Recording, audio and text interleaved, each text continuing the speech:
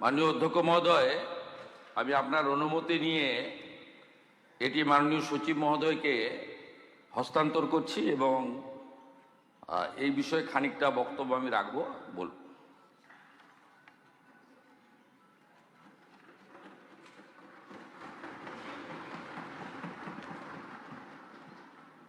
মাননীয় অধ্যক্ষ মহোদয়, আগামীকাল 21শে জুলাই এই দিনটাকে ব্যবহার করে অনেকে অনেক কিছু করে নিয়েছেন। শুধু রাজনৈতিক পদ বা সরকারি ক্ষমতা নয়, ব্যক্তিগত বিষয় সম্পত্তি, আমেরিকায় গিয়ে চোখের চিকিৎসা, চার্টার ফ্লাইটে ঘোরা, হরিশ চ্যাটার্জি হরিশ মুখার্জি স্ট্রিটে 38টা প্লটের মালিক হওয়া, অসংখ্য প্রাসাদের মতো বাড়ি তৈরি করা, অনেক অনেক কিছু করে নিয়েছেন। কিন্তু 21শে জুলাই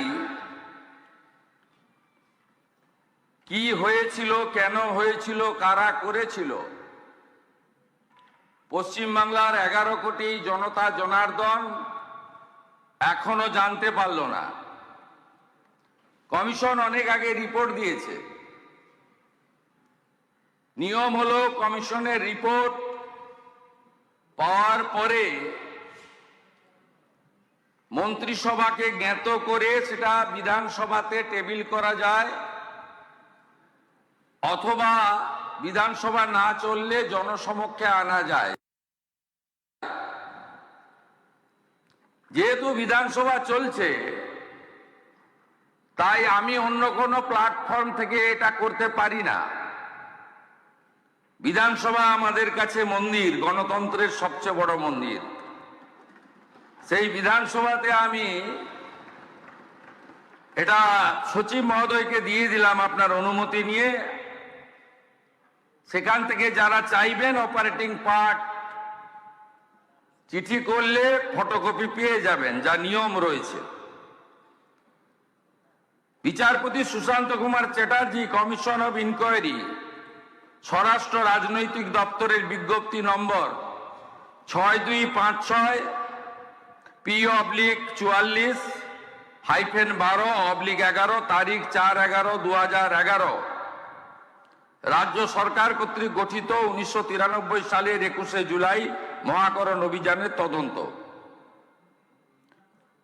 কমিশনের পর্যবেক্ষণ সুপারিশে পরে আসার আগে এই কমিশন কাদের কাদের ডেকেছিল, মোট 44 জনকে ডেকেছিল।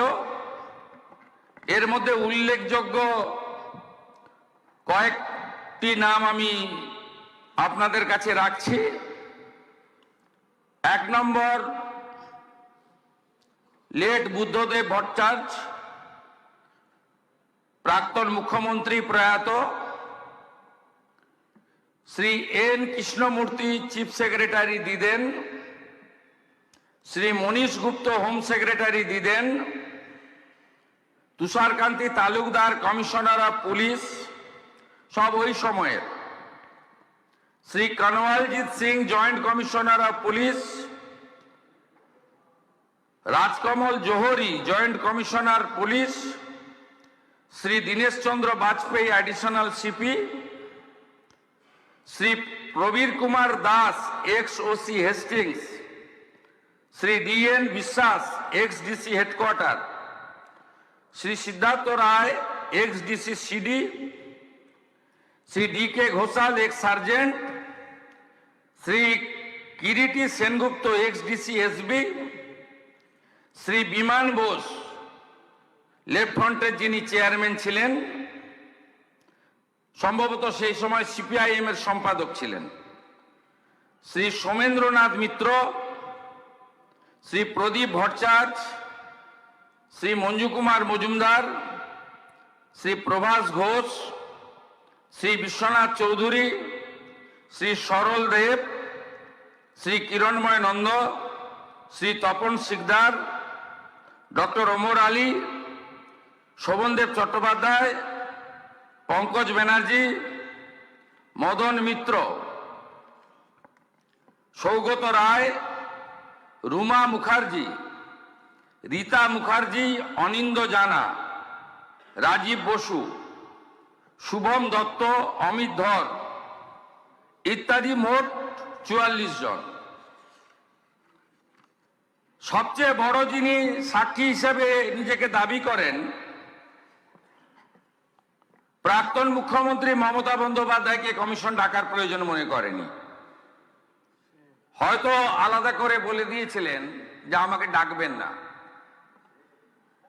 সবাই উপস্থিত হয়েছেন, কেউ কেউ কোশ্চেন হিয়ারিং এর উত্তরও দিয়েছেন পাঠানো প্রশ্নের। একজন রিফিউজ করেছিলেন যে আমি সাক্ষী দিতে যাব না, তার নাম হলো প্রাক্তন অপোজিশন লিডার 2001 থেকে 2006 প্রয়াত পঙ্কজ ব্যানার্জি। তিনি বলেছিলেন, তার স্টেটমেন্টে ইংরেজিতে রেকর্ড করা আছে, তাই আমি ইংরেজিতেই পড়ছি।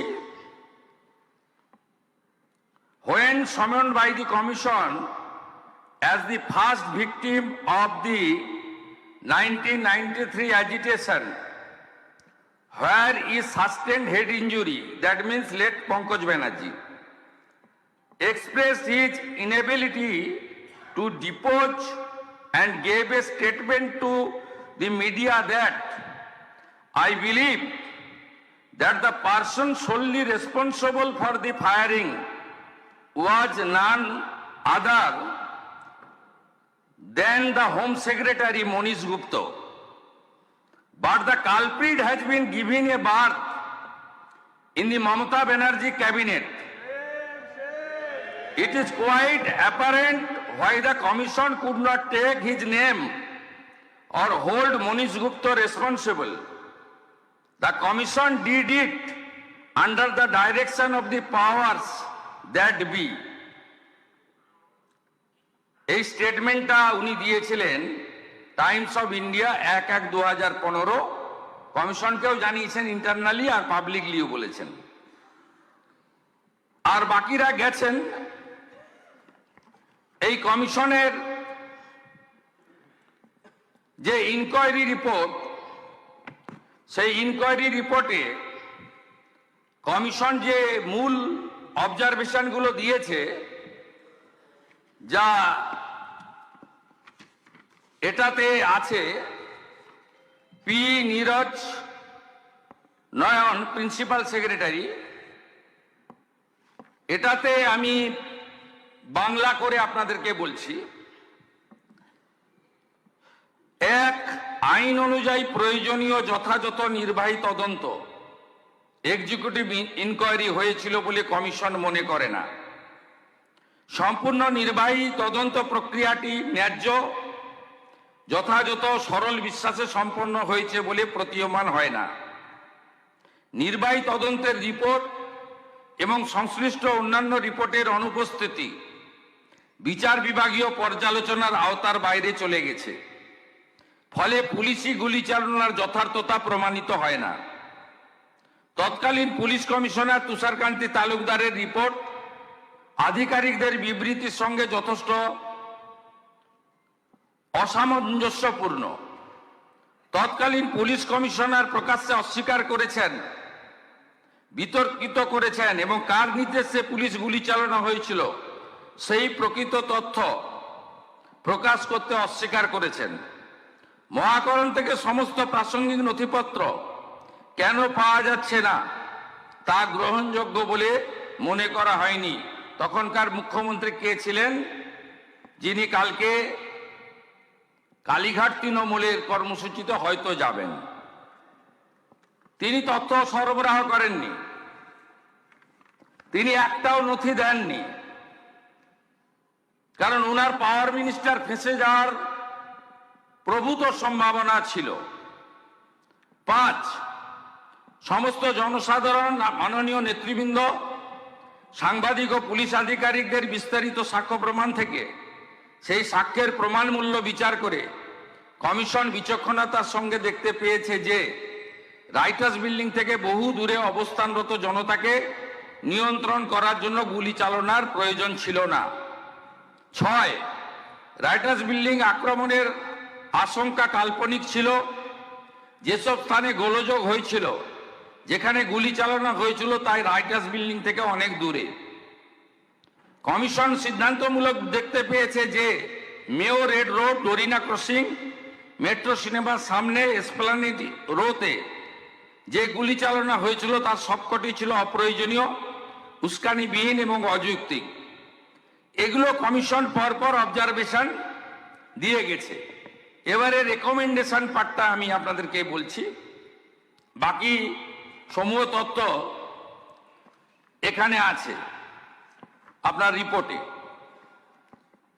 কমিশনের সুপারিশ, রাইটার্স বিল্ডিংয়ে কিভাবে প্রয়োজনীয় গুরুত্বপূর্ণ নথিপত্র সংরক্ষণ করতে পারছে না সে বিষয়ে কার্যকর ব্যবস্থা গ্রহণ করা রাজ্য সরকারের দায়িত্ব। রাজ্য সরকার সে দায়িত্ব পালন করেনি, তখন সিপিএম ছিল না, তখন তৃণমূল কংগ্রেসেরই সরকার ছিল। রাইটার্স বিল্ডিংয়ে প্রয়োজনীয় নথিপত্র সংরক্ষণ না করার দায়িত্ব চিহ্নিত করার জন্য যথাযথ প্রকৃত সরল বিশ্বাসে আইনসঙ্গত পদক্ষেপ শুরু করা উচিত। 2026 সালের নির্বাচনের আগে পর্যন্ত এ বিষয়ে কালকে যারা ভাষণ দেবেন তাদের ভূমিকা নেতিবাচক ছিল, উদাসীন ছিল। ভবিষ্যতে অনুরূপ দুর্ঘটনা এড়াতে রাইটার্স বিল্ডিংয়ে অবস্থিত রাজ্য সরকারের সদর দপ্তরে ও লালবাজারে পুলিশ দপ্তরে নথিপত্র হারিয়ে যাওয়ার কারণ সম্পর্কে যথাযথ তদন্ত করা উচিত। এক্ষেত্রেও আপনারা আপনাদের দায়িত্ব পালন করেননি। যে সমস্ত ভুক্তভোগী মারা গেছেন, যে সমস্ত ভুক্তভোগী আহত হয়েছেন, তারা ক্ষতিপূরণ পাওয়ার যোগ্য, কারণ তারা একটি আন্দোলনে অংশগ্রহণ করার জন্য কষ্ট ভোগ করেছেন। মৃত ভুক্তভোগীদের শহীদ হিসেবে গণ্য করা উচিত এবং এদেরকে শহীদ হিসেবে গণ্য করার রেকমেন্ডেশন করেছেন।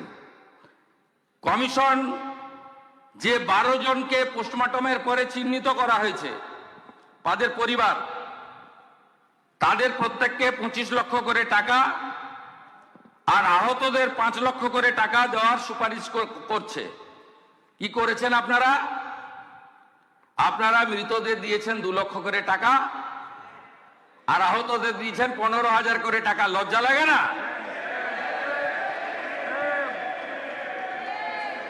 আপনারা নিহতদের দিয়েছেন 2 লক্ষ করে টাকা আর আহতদের দিয়েছেন 15,000 করে টাকা, আর কমিশন বলেছে নিহতদের দিতে 25 লাখ করে টাকা, আহতদের 5 লক্ষ করে টাকা। এরপরেও আপনারা এইসব করেন। আমি এই রিপোর্ট পেশ করে আহত এবং ক্ষতিগ্রস্ত পরিবারকে বলবো, আপনারা যদি ফ্রেশ এফআইআর করতে চান সে সুযোগ বর্তমান সরকার দেবে। আপনারা যদি কমিশনের সুপারিশ মতো ক্ষতিপূরণ বর্তমান সরকারের কাছে চান, মুখ্যমন্ত্রী রিলিফ ফান্ড থেকে আমি সেই ক্ষতিপূরণ দেব। আর যারা আপনাদেরকে ব্যবহার করে এমপি হলো, এমএলএ হলো, মন্ত্রী হলো, মুখ্যমন্ত্রী হলো, চার্টার ফ্লাইটে চললো, হেলিকপ্টারে আকাশে থাকলো, বাড়ি গাড়ি সম্পত্তি করলো, দুবাই গেল, সিঙ্গাপুর গেল, আমেরিকার হপকন্সে চিকিৎসা করালো, তাদের থেকে আপনারা দূরে থাকবেন। সাথে সাথে আমি এই হাউসকে বলছি যে আমাদের কাছে আরো বেশ কিছু তথ্য আছে, আমরা প্রয়োজন মতো সেগুলো প্রকাশ করব। যেমন আমফানের ক্যাগ রিপোর্ট, যেমন কোভিডে মেডিকেল ইকুইপমেন্ট পারচেজ রিপোর্ট, সব তথ্য আমার কাছে আছে। তথ্য আমি বের করেছি, পাবলিক ডোমেনে আসা উচিত, বিধানসভার টেবিলে আসা উচিত। এবং আপনারা যা যা ধ্বংস এখানে করে গেছেন, এটা পশ্চিমবঙ্গের লোককে জানানোর দায়িত্ব আমাদের সকলের। আমরা সে কাজটা করব এবং আমি আরেকবার 21শে জুলাই আন্দোলনে যারা দেহ রেখেছেন, মারা গেছেন, তাদের বিদেহী আত্মাকে প্রণাম করে, আহতদের প্রতি সমবেদনা জ্ঞাপন করে, আর দোষী খুনি তাদের বিরুদ্ধে ব্যবস্থা নেওয়ার জন্য আপনাদের আবেদনকে মর্যাদা দেওয়ার অঙ্গীকার করে আমার কথা শেষ করলাম।